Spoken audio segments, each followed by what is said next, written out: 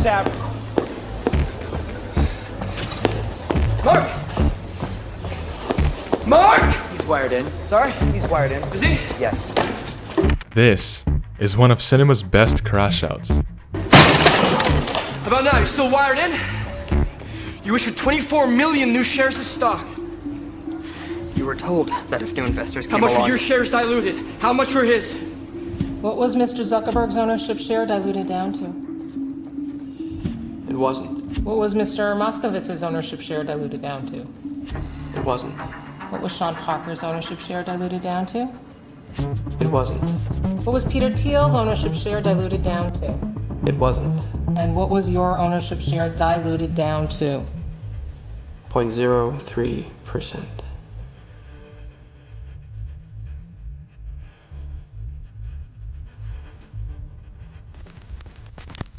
There is a reason why this scene is one of Andrew Garfield's most recognized performances. Why is Eduardo's Crashout so satisfying to watch?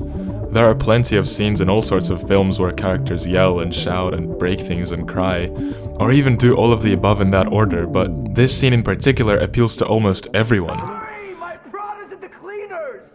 You don't have to know anything about the social network to understand that Eduardo was betrayed and that he's in the right. So what is it that makes this Crashout so great? Let's talk about dialogue. In well-written movies, no dialogue is wasted. Every line leads into the next, and every conversation always has a big giveaway piece of information that it reveals. Here's an example. Blah blah blah, Sean is talking, Eduardo is talking, fish, trout, random information, and finally... $1 billion. That's it, everybody heard that. $1 billion. We now understand why Sean Parker is here, and in a sense, a Crashout serves the same purpose in a conversation. It's sort of like the beat drop of a scene. It's the reward we get for wading through the dialogue that exists to simply build tension. And how does Aaron Sorkin, the writer of this movie, build so much tension in so little time? Saverin. Mark! Mark! He's wired in. Sorry? He's wired in. Is he? Yes. This scene has an inherent countdown to it.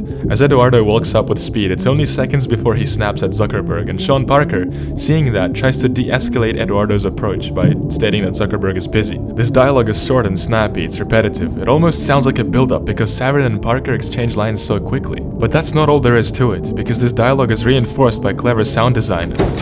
Saverin. Saverin's steps reinforce that notion of a countdown, they build pace, and his heavy breathing adds emotional weight to the scene. And the best part isn't even here yet. The slamming of the laptop onto the desk isn't actually the beat drop of this scene. If anything, it's a reset of tension because now, Saverin clearly has Zuckerberg's attention. You issued 24 million new shares of stock. You were told that if new investors came How much along... were your shares diluted? How much were his? Now we get to see how Saverin dominates the conversation. He speaks over Zuckerberg and handles both Mark's response and Sean trying to slot in his 5 cents at the same time. That's why this scene works. Saverin is scripted to handle his anger almost flawlessly. It's not a mindless crash out. We get an immediate flash forward to the meeting and get reminded that Saverin's crash out isn't about money or Facebook. The focus of this whole movie is friendship. 0.03%.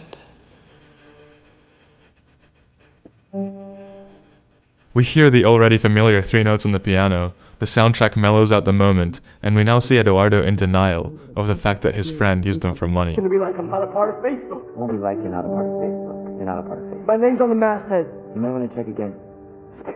Eduardo dedicates his focus to Zuckerberg. He barely looks at Sean because he was never friends with Sean. What hurts the most is that Mark, an actual friend of Saverin's, set this whole thing up. And now comes the iconic clip of Saverin taking it all out on Sean, even though his anger was never really directed at him. You were running this company? Sorry! My Prada's at the cleaners! Along with my hoodie and my fuck you flip-flops, you pretentious douchebag! Security's here. You'll be leaving now? I'm not signing those papers. We will get the signature. Tell me this.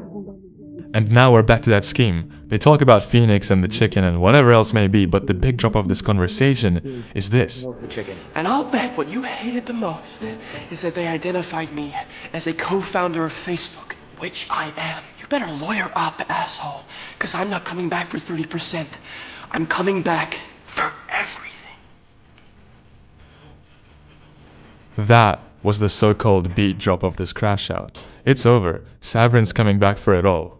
What's left is only the cherry on top. At this point, Eduardo is basically aura farming, and watch what he does when Sean offers his $19,000 back out of pettiness. Here's your $19,000. I wouldn't cash it though. I drew it on the account you froze.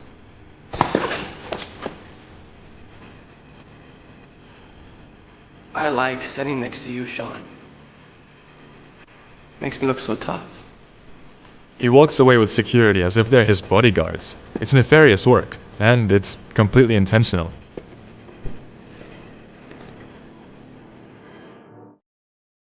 But in the big scheme of things, this crash out isn't just the breaking point for the scene itself, it's a breaking point for the whole film.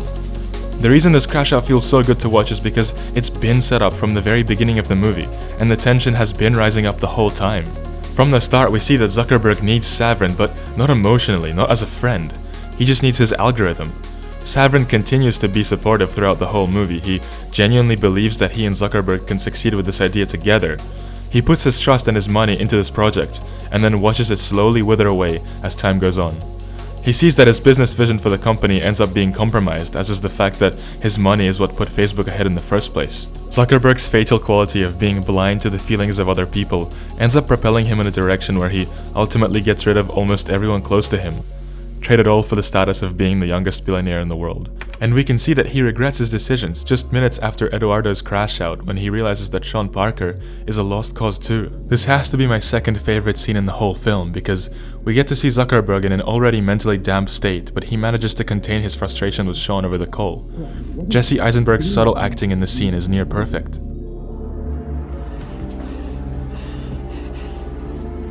Interns. It was just a party. This is gonna be news, Sean. It's gonna be online any second. No, it's cool. I have it under control. I will get it under control. I will call someone and see what the next move is, but this is gonna be news now. You don't think Eduardo would... Once again, we're back to that scheme. Sean panics and starts blabbing on about random things. He tries shifting the blame on others. He tries to come up with an excuse for his antics, but Mark clocks him pretty quickly and cuts him off with just one line. Right? Go home, Sean. Except this time, instead of crashing out, Zuckerberg gives him the silent treatment. He knows what's coming up next. He's been preparing for this moment from the very start.